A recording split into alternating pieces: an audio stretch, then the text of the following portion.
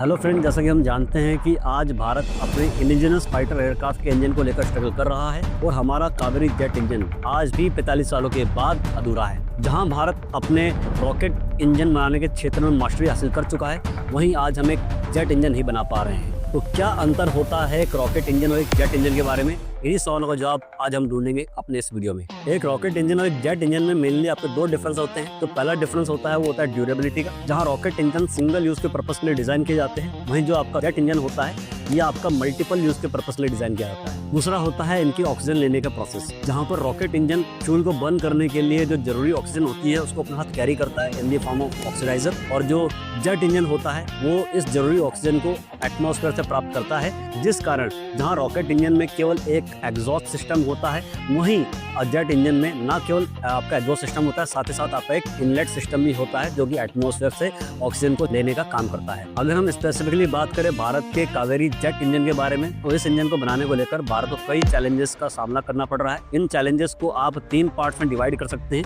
जो पहला पार्ट आपका आता है वो टेक्निकल है, दूसरा आपका पॉलिटिकल और जियोपॉलिटिकल है, तीसरा जो पार्ट आपका है भारत में किसी इंडस्ट्रियल इकोसिस्टम का ना होना। फोकस करते हैं हम पहले अपने टेक्निकल पार्ट पर। अगर हम बात करें टेक्निकल चैलेंजेस के बारे में, तो टेक्निकल चैलेंजेस में भी मुख्यतः 4 पॉइंट्स हैं। पहला पॉइंट आपका है मेटलर्जिकल, दूसरा पॉइंट आपका है एडवांस कूलिंग सिस्टम का ना होना, तीसरा है इन कंपोनेंट्स का इंटीग्रेशन और इनकी रिलायबिलिटी, चौथा है आपका इंजन की टेस्टिंग। हम पहले बात करते हैं मेटलर्जिकल एस्पेक्ट के बारे में।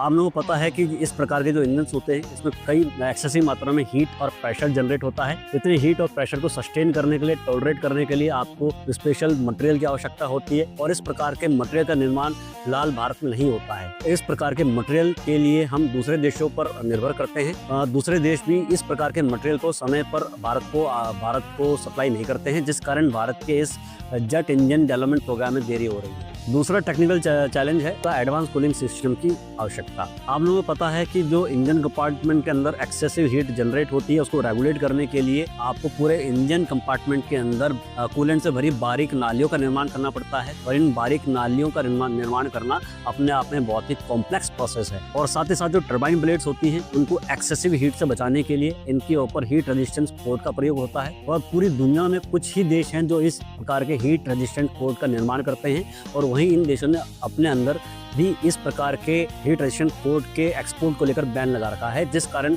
भारत को ये तकनीक खुद से डेवलप करनी पड़ रही है, जिसमें समय लग रहा है। तीसरा टेक्निकल चैलेंज है वो है इन कंपोनेंट्स का आपस में इंटीग्रेशन और असेंबली, और साथ ही साथ इनकी रिलायबिलिटी। अब देखिए, कंपोनेंट्स बना लेने के बाद इनको आपस में इंटीग्रेट करना, इनको असेंबल करना अपने आप में बहुत ही टाइम कंज्यूमिंग प्रोसेस है और बहुत ही जटिल प्रोसेस है आपका ये। जो आपका चौथा टेक्निकल चैलेंज है वो है आपका इंजन टेस्टिंग। इन